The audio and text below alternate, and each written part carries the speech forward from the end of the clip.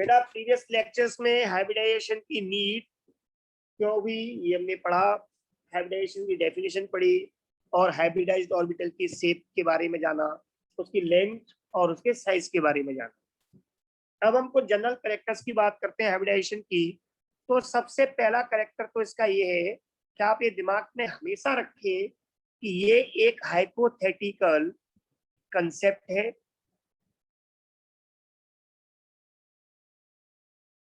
जिसको सोचा गया कि शायद ऐसा होता होगा इन कुछ मॉलिक्यूल्स के फॉर्मेशन। ओके बेटा, तो इट इज हाइपोथेटिकल फिनोमिनॉन। दूसरा इसका पार्ट है कि अब चलो हाइपोथेटिकल से पर इसमें क्या सोचा गया, वो ये सोचा गया कि ओनली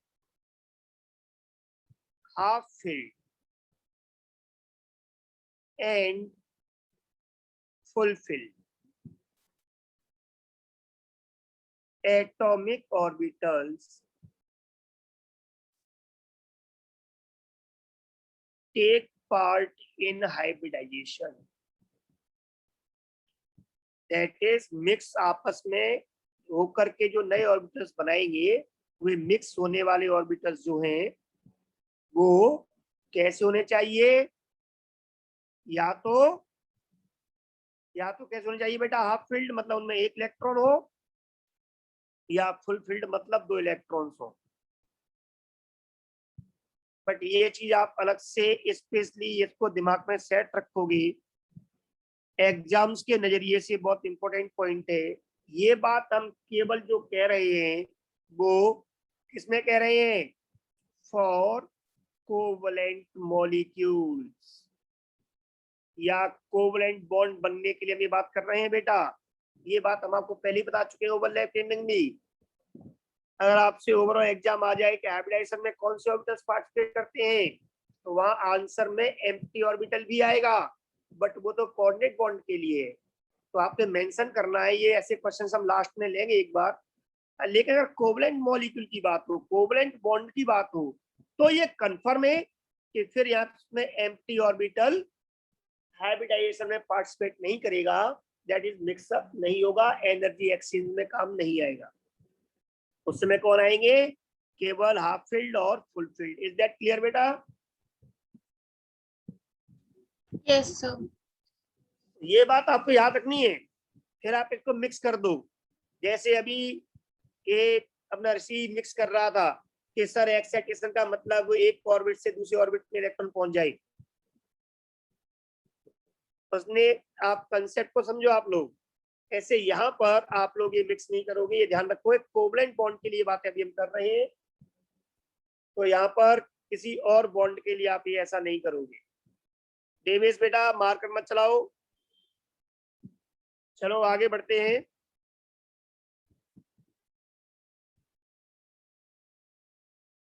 तो अगला इसका कैरेक्टर है कि जो एटॉमिक ऑर्बिटल्स पार्टिसिपेट कर रहे हैं हाइब्रिडाइजेशन में बेटाओ, उनकी एनर्जी भी बहुत मैटर करती है, और आपको वही बताने जा रहा हूं, थोड़ा ध्यान से देखना। एटॉमिक ऑर्बिटल्स टेकिंग पार्ट, इतना तो क्लियर हो गया है, ये एटॉमिक ऑर्बिटल एक ही एटम के होने चाहिए, दूसरे एटम से नहीं। Atomic orbitals taking part in hybridization should have equal और नियरली इक्वल एनर्जीज। उनकी एनर्जी मिक्सअप होने के बाद में 100% सेम हो जाएगी, लेकिन मिक्स होने से पहले भी उनकी एनर्जी अगर सेम हो वेरी गुड, और सेम ना हो तो भी कम से कम ऑलमोस्ट सेम तो होनी चाहिए, ज्यादा डिफरेंस नहीं होनी चाहिए। मेरा कहने का मतलब क्या है, उसके लिए आप एक बहुत बढ़िया आपको एग्जांपल देके बता रहा हूँ। फॉर एग्जांपल, अगर मेरे बेटा 2s ऑर्बिटल है तो ये 2s ऑर्बिटल 2p के साथ में मिक्स हो सकता है, ये 2px के साथ 2px 2py हो सकते हैं मिक्स आपस में, 2py के साथ में 2pz भी मिक्स हो सकता है, क्योंकि 2s और 2p में ज्यादा डिफरेंस नहीं है एनर्जीज का। और px और py pz की एनर्जी तो सेम होती है। इनको हमने एटॉमिक स्ट्रक्चर में डीजनरेट ऑर्बिटल्स कहा था। तो ये मिक्स हो सकते हैं, एक एस से एक पी मिक्स हो सकता है। अगर एक एस से एक पी मिक्स होगा तो हम उसको बोलेंगे sp हाइब्रिडाइजेशन। अगर एक एस से दो पी मिक्स हो जाएंगे तो इसको बोल देंगे हम sp2 हाइब्रिडाइजेशन। अगर एक एस से तीन पी मिक्स हो जाएंगे तो हम इसको बोल देंगे sp3 हाइब्रिडाइजेशन। लेकिन इसके साथ में अब बेटा डी भी मिक्स हो सकता है, ठीक है ना। लेकिन प्रश्न ये कि सेकंड ऑर्बिट में डी नहीं होता, तो इसलिए हम यहाँ पर ऑर्बिट नंबर बढ़ा दें। अगर मैं यहाँ पे 2 की जगह पे 3s ले लूं, क्या लूं बेटा अब यहाँ पर मैं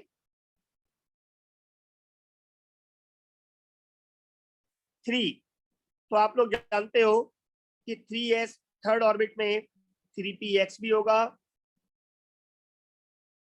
3py भी होगा, 3pz भी होगा और 3d भी होंगे। 5 ऑर्बिटल्स होंगे ना बेटा।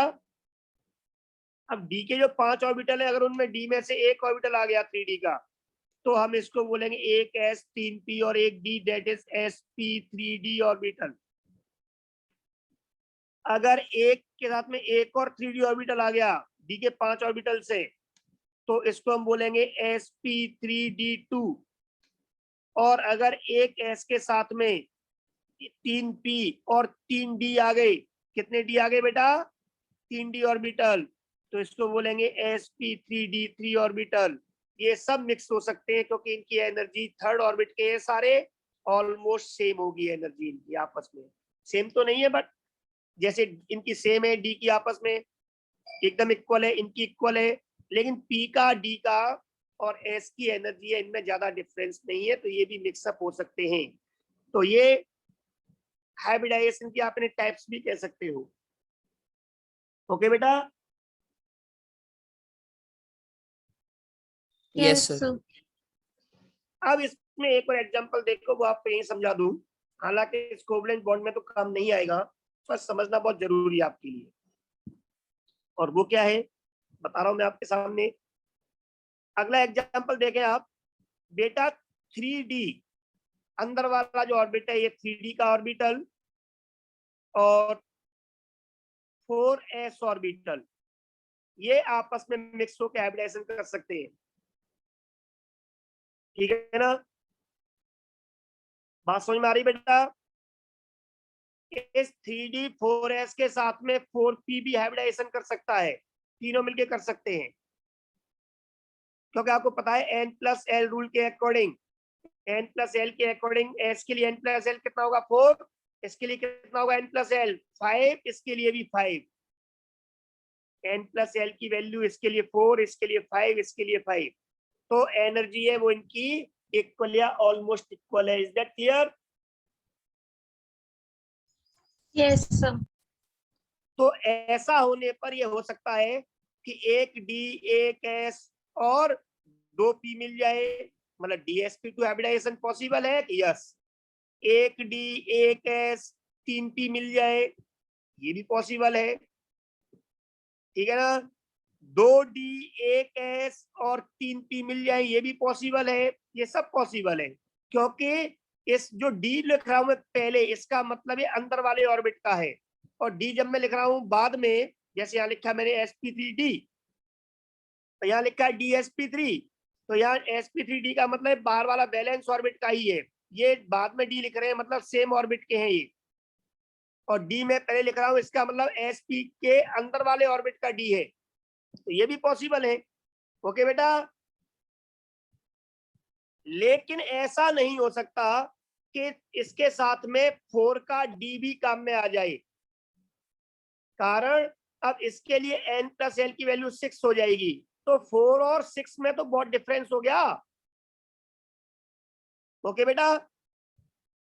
इसका मतलब ऐसा नहीं हो सकता कि अंदर का भी d आ जाए, बाहर के s और तीनों p काम आ जाए, p में 3 होते हैं ऑर्बिटल, और d भी काम में आ जाए। ये पॉसिबल नहीं है क्योंकि अंदर का d और बाहर का d आए जो s है, इनकी एनर्जी में डिफरेंस बहुत ज्यादा आ जाएगा। तो ये पॉसिबल नहीं है हाइब्रिडाइजेशन। क्यों? Due to large difference in energies. Is that clear बेटा? Yes, sir. तो एक बात तो ये समझे कि जो ऑर्बिटल्स आपस में ओवरलैप हाइब्रिडाइजेशन कर रहे हैं, मिक्स हो रहे हैं, एनर्जी एक्सचेंज करके नए ऑर्बिटल्स बनाने के लिए सेम एनर्जी सेम शेप के, वो मिलने से पहले उनकी एनर्जी या तो बराबर हो या ऑलमोस्ट बराबर हो, मतलब एस और पी सेम ऑर्बिट के बैलेंस ऑर्बिट के साथ में बैलेंस ऑर्बिट का डी या अंदर का डी साथ में हो सकता है, बट अंदर का डी और बाहर का डी भी साथ में इन्वॉल्व हो ऐसा पॉसिबल नहीं है। Is that clear? Yes, sir. Very good. अब आगे इसका फोर्थ कैरेक्टर पढ़ते हैं और थोड़ा सा ओवरलैपिंग में जो बनता है वो देखते हैं। तो इसको इरेज कर दो इस पार्ट को। Yes, sir. Very good. तो इसका फोर्थ कैरेक्टर है वो ध्यान दें आप लोग। अब फोर्थ कैरेक्टर ये है कि after overlapping between unhybridized orbitals. Unhybridised orbital का मतलब है जो हाइब्रिडाइजेशन में पार्टिसिपेट नहीं किए, जो हमने शुरू में ओवरलैपिंग पढ़ी, एस और एस की एस एस या एस पी या एस पी, आपका पीपी एक्सियल पीपी लेटरल जो पढ़ा था वो अनहाइब्रिडाइज्ड ऑर्बिटल थे। तो after overlapping between unhybridized orbitals, unhybridised,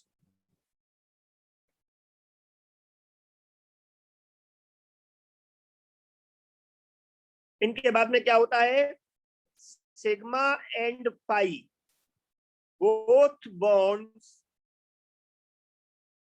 are form. इनकी ओवरलैपिंग से दोनों टाइप के बॉन्ड बनते हैं, सिग्मा भी और पाई भी। ओके बेटा?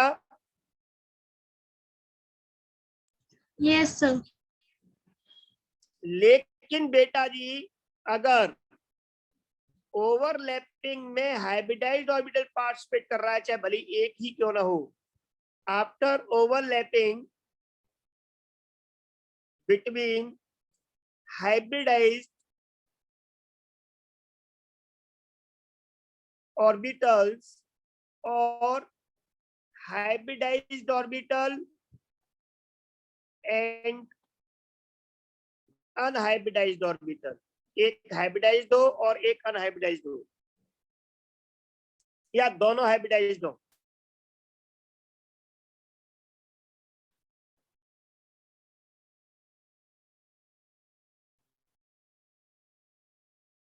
Only sigma bonds are form. केवल क्या बनते हैं बेटा,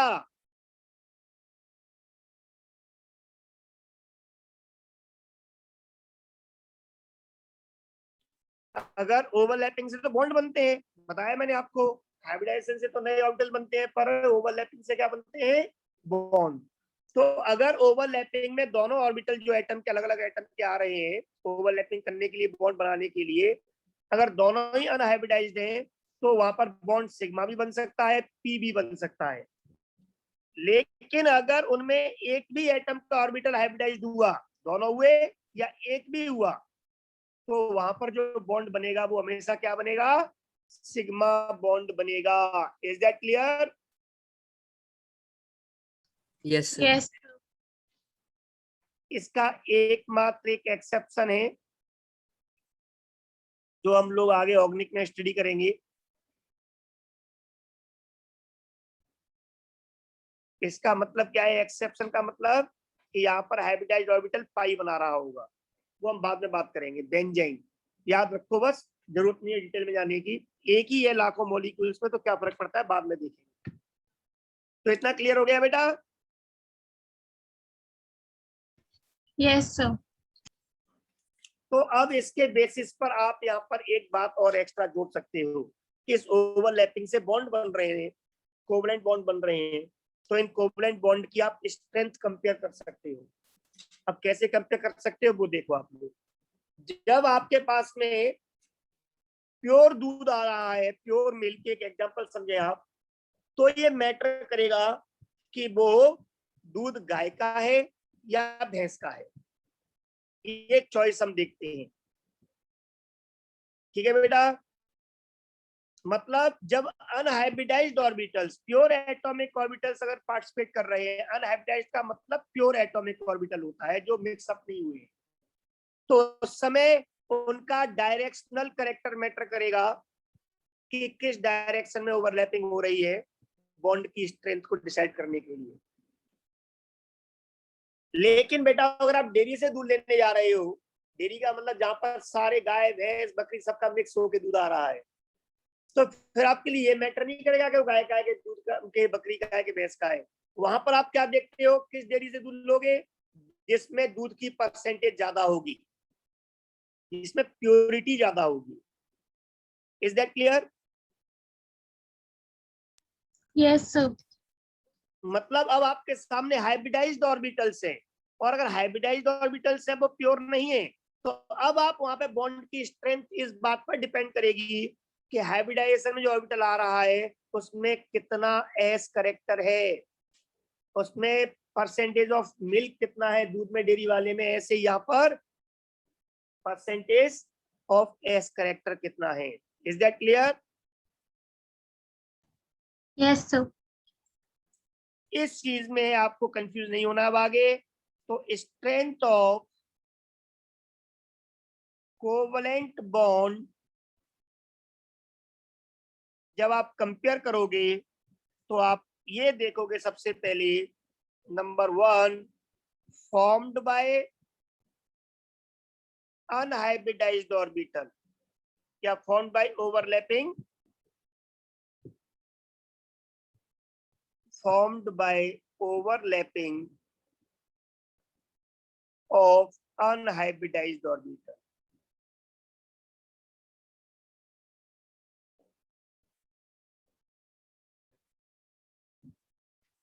अनहाइब्रिडाइज्ड ऑर्बिटल अगर आपका ओवरलैप हुआ है, मतलब प्योर, अनहाइब्रिडाइज्ड का मतलब प्योर एटॉमिक ऑर्बिटल, तो उस समय स्ट्रेंथ जो होगी बॉन्ड की वो किस पे डिपेंड करती है? बोलो बेटा, मैंने क्या बताया? नेचर, गाय का है कि भैंस का है, मतलब directional character. Then bond strength, मतलब बॉन्ड की strength is proportional to directional character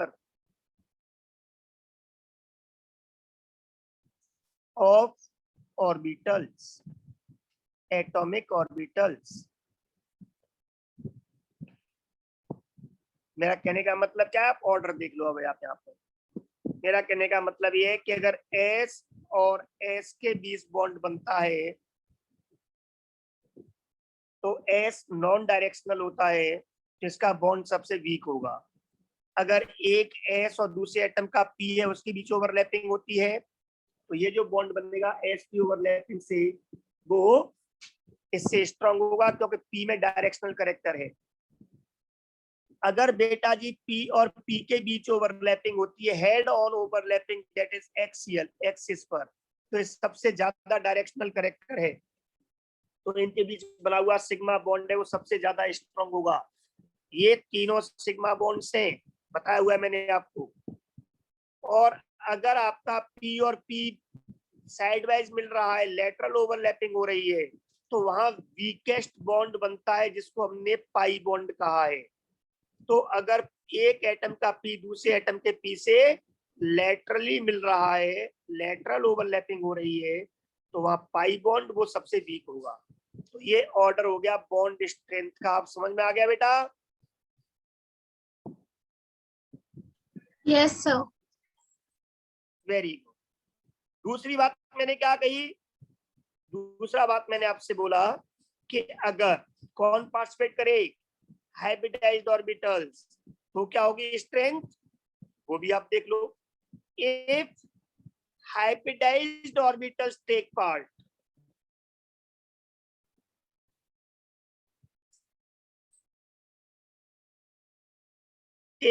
in overlapping, अगर ओवरलैपिंग में हाइब्रिडाइज्ड ऑर्बिटल पार्टिसिपेट कर रहा है, देन हाइब्रिडाइज्ड मींस मिक्स्ड है पहले से ही, तो आप क्या देखोगे, परसेंटेज ऑफ मिल्क, और यहाँ पे आप देखोगे ऑर्बिटल्स के केस में percentage of s. Then bond strength is proportional to percentage s character. जितना एस करेक्टर ज्यादा होगा, क्योंकि हम पढ़ चुके हैं अभी प्रीवियस वीडियो में, लेक्चर में, कि एस करेक्टर जब ज्यादा होता है तो हाइब्रिडाइज्ड ऑर्बिटल छोटा और बल्की होता है। छोटा का मतलब ये है कि इससे जो बॉन्ड बनेगा उसमें एटम्स ज्यादा नजदीक आ जाएंगे, छोटे होंगे तो पास पास आ जाएंगे, और जितना बॉन्ड छोटा होगा एटम्स पास पास होंगे, उनका अट्रैक्शन उतना ही ज्यादा होगा, मतलब बॉन्ड की स्ट्रेंथ उतनी ही ज्यादा होगी। इज दैट क्लियर बेटा? Yes, sir. अब मेरा कहने का मतलब क्या है, इस एग्जाम्पल को आप समझ लो कि अगर फॉर एग्जाम्पल अगर sp3 एक एटम का हाइब्रिडाइज्ड ऑर्बिटल है, दूसरे एटम के sp3 हाइब्रिडाइज्ड ऑर्बिटल से बॉन्ड बना रहा है ओवरलैप करके, दूसरे एटम में sp3 और sp2 के बीच ओवरलैपिंग हो रही है, तीसरे में sp2 के बीच ओवरलैपिंग हो रही है, फिर sp2 sp के बीच ओवरलैपिंग हो रही है, और मान लो sp और sp के बीच ओवरलैपिंग हो रही है, तो ये सब हाइब्रिडाइज्ड ऑर्बिटल है, तो बनेंगे तो सारे सिग्मा बॉन्ड, क्योंकि हम पढ़ चुके हैं हाइब्रिडाइज्ड केवल सिग्मा बनते हैं। बट इन बॉन्ड की स्ट्रेंथ का ऑर्डर क्या होगा? तो आप देखोगे कि एस करेक्टर यहाँ पर 25% है पहले केस में, बाद में 33% एस करेक्टर बढ़ गया, फिर 33 और बढ़ गया, फिर 50% और बढ़ गया, फिर 50% और ज्यादा हो गया। बात समझ में आ रही है बेटा?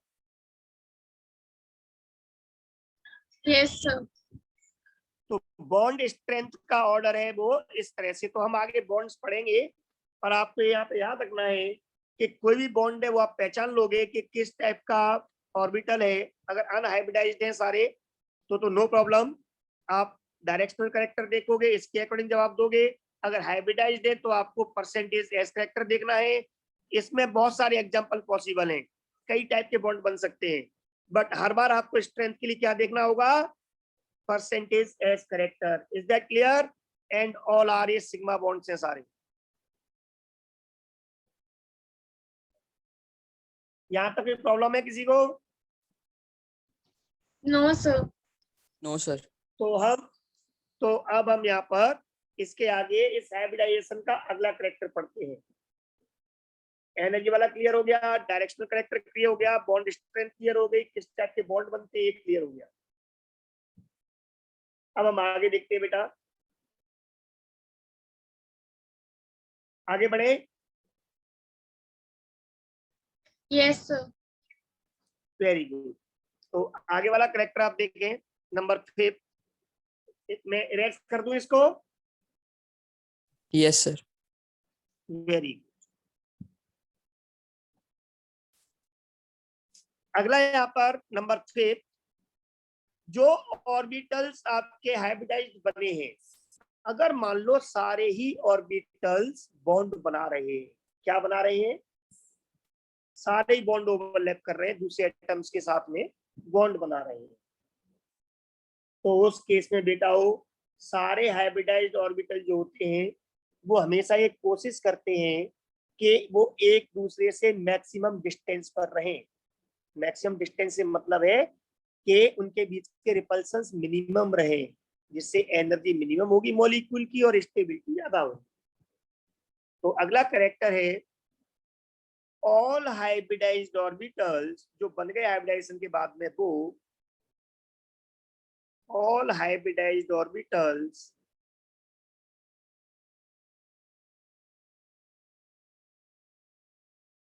get oriented, अलग अलग ओरिएंटेशंस में, अलग अलग डायरेक्शंस में सेट होने को बोलते हैं ओरिएंटेड, ओरिएंटेशन उनका इन सच अ वे, इस तरह से सेट होते हैं अलग अलग डायरेक्शंस में, so that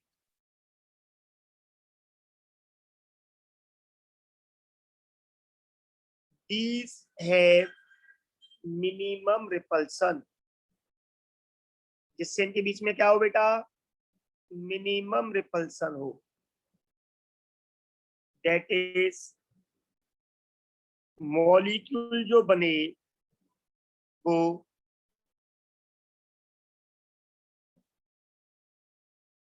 will be maximum stable, जिससे जो मॉलिक्यूल बने वो ज्यादा से ज्यादा स्टेबल। ओके बेटा, हो कोई भी हाइब्रिडाइज्ड ऑर्बिटल हो, जितने भी बने हुए हैं वो सब इस तरह सेट होंगे अलग अलग डायरेक्शंस में, तो उनके बीच का रिपल्सन मिनिमम हो, मतलब उनके बीच के बॉन्ड एंगल्स को मैक्सिमम रखने की कोशिश करेंगे। ओके बेटा, हो Yes, sir. और लास्ट पॉइंट ये है कि अगर मान लो सारे हाइब्रिडाइज्ड बॉन्ड भी बना रहे हैं, ये तो पहला केस एक बॉन्ड नहीं बनाए तब के लिए। अब ये मान लो if all hybridised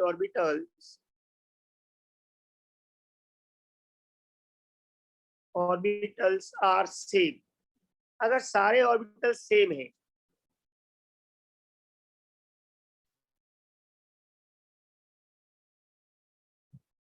according to number of electrons के अकॉर्डिंग, देन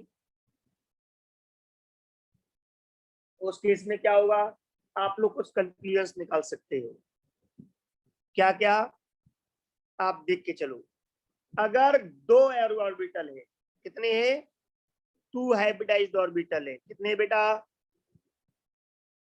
2 हाइब्रिडाइज्ड ऑर्बिटल्स हैं, तो उस केस में क्या होगा, both will be placed at an angle of 180 degree. अब आप थोड़ा सा यहाँ पर फिजिक्स भी अप्लाई कर सकते हो। मान लो दो ऑर्बिटल बन गए, तो उनको ऐसे मान लो जैसे दो वेक्टर हैं, तो इन दोनों वेक्टर्स के बीच में बेटा रिजल्टेंट 0 हो, नेट फोर्स उनके बीच में 0 हो। कब होगा, अगर इक्वल दो वेक्टर है तो जब वो 180 पर होंगे। बोलो बेटा, हो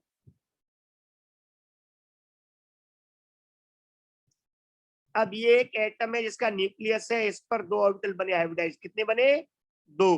तो ये दोनों ऑर्बिटल क्या होंगे, ये एक दूसरे के जस्ट अपोजिट डायरेक्शन में रहेंगे। एक ऑर्बिटल ये हो गया, दूसरे ऑर्बिटल को मैं दूसरे कलर से बना रहा हूँ, दूसरा ऑर्बिटल ये हो गया, ये ऐसे रहेंगे। इन दोनों के बीच का एंगल है वो 180 डिग्री होगा, जिससे इनके बीच के रिपल्सन्स मिनिमम हो। और रिपल्सन्स क्यों होते हैं ऑर्बिटल्स में, क्योंकि हर ऑर्बिटल का मतलब क्या है, इलेक्ट्रॉन्स को शो कर रहे हैं, जहां पे इलेक्ट्रॉन्स होते हैं, तो इनके बीच के रिपल्सन्स क्या होने चाहिए, मिनिमम। अगर आप ऐसी एग्जांपल ले बेटा हो कि अगर मान लो ऑर्बिटल्स आपके सामने है वो 3 है, कितने ऑर्बिटल है हाइब्रिडाइज्ड, 3 हाइब्रिडाइज्ड ऑर्बिटल्स है, तो बताओगे इन तीनों के बीच में रिपल्सन मिनिमम कब होगा, कितने एंगल पर सेट हो ये उस एटम पर, 90 डिग्री। नो, मैक्सिमम डिस्टेंस पे जाएंगे रिपल्सन मिनिमम हो सके। तो इसके लिए बेटा हो ये जो तीनों होंगे, 3 जो ऑर्बिटल्स है, बोथ की पे मैं लिखता हूँ 3 ऑर्बिटल्स, ये क्या होंगे, will be placed at an angle of 120 degree in a plane. एक ही प्लेन में ये 120 पर आ जाएंगे। जैसे 3 फोर्स होते हैं, आपने नहीं पढ़ा फिजिक्स में भी बेटा, 3 वेक्टर्स इक्वल 120 पे हो तो नेट 0, पढ़ाए कि नहीं पढ़ाए। तो अगर एक ऑर्बिटल ऐसे होगा तो दूसरा ऑर्बिटल जो है वो आपका इससे 120 पर होगा, तीसरा जो है वो इससे भी 120 पर होगा। या तीसरे को मैं अलग कलर से बना देता हूं तो आपको दिखते रहे कि अलग अलग ऑर्बिटल्स है। ये तीसरा ऑर्बिटल इस तरह से होगा। All are in a plane, एक ही प्लेन में होंगे ये, अलग अलग प्लेन में नहीं, और इनके बीच के एंगल्स 120 विद ईच। ओके बेटा, हो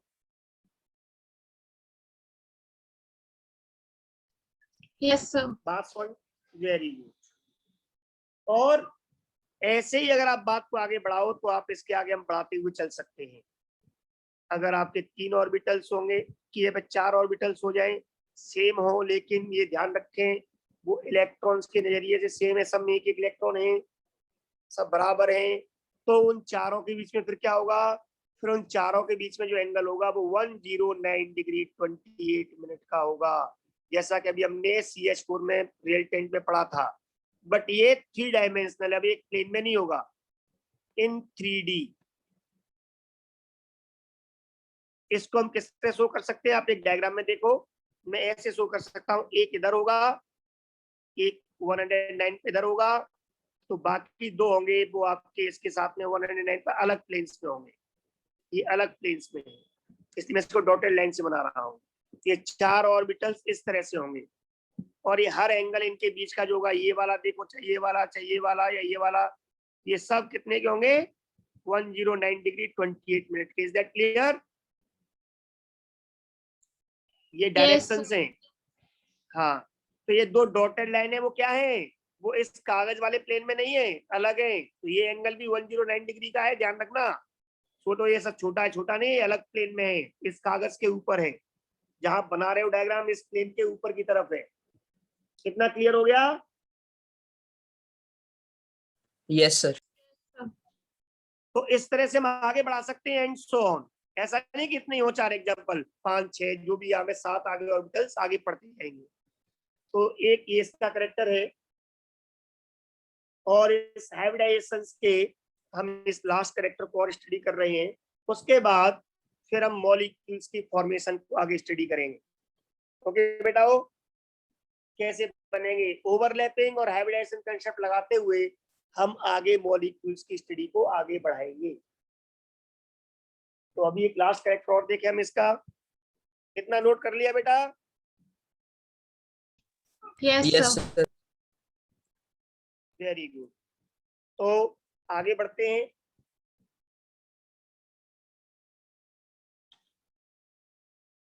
हम अब आगे देख रहे हैं कि अगर हमें किसी भी मॉलिक्यूल के किसी भी एटम पर ये चेक करना है कि उस पर हाइब्रिडाइजेशन स्टेट क्या है, मतलब कौन सा हाइब्रिडाइजेशन है उसके ऊपर, तो वो हम चेक कैसे करते हैं उसकी एक ट्रिक बता रहा हूं। तो आप मेरे साथ लिख लें,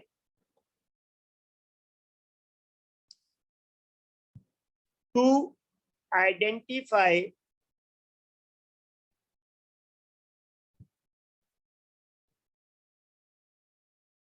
hybridization state